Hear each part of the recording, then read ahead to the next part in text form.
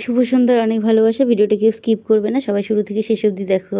এটা হচ্ছে সন্ধ্যাবেলা বা সকালবেলা বাচ্চাদের টিফিন বলো বা বড়দের সকালের খাবার, যে যেমন যেটা বলে থাকো না কেন, এইরকম সহজ খাবার বুঝি বানানোর পদ্ধতি আর হয় না। তো দেখো, খুব চটজলদি ঘরে শুধু পাউরুটি থাকলেই বাচ্চার টিফিন থেকে নিজেদের মুখরোচক একটা খাবার বানানোর কিন্তু খুব সহজ পদ্ধতি। তার জন্য আমি নিয়ে নিয়েছিলাম পেঁয়াজ কুচি, লঙ্কা কুচি, অবশ্যই যদি গোলমরিচ গুঁড়ো থাকে একটু ছিটিয়ে দিতে পারো। তো দেখো, আমি আগে যেহেতু গ্যাসের প্রবলেম, গ্যাসের সমস্যা হলে এই জিনিসটা খুব ফলো করবে সবাই, তাতে সবার উপকার দেবে। প্রথমে পাউরুটিটাকে ভালোভাবে একটু হালকা, যে কোনো ফাইবার প্যান হোক বা কড়াই যেটাতে হোক না কেন, একটু সেঁকে নিলে ভালো হয়।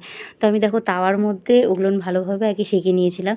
তারপরে পেঁয়াজ কুচি, লবণ দিয়ে সুন্দর করে লঙ্কা কুচি দিয়ে ডিমটাকে অ্যাডজাস্টমেন্ট ভালো করে মিশিয়ে নিয়ে তার মধ্যে একে একে পাউরুটিগুলো ডুবিয়ে নিয়ে অল্প একটু তেল দিয়ে বেশ সুন্দর করে দেখো ডিম টোস্টগুলো বানিয়ে নিয়েছিলাম।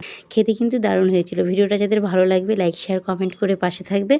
অবশ্যই তোমাদের পরিবারে পৌঁছে যাব। কেমন লাগলো জানাবে। সবাই ভালো থাকো। টাটা।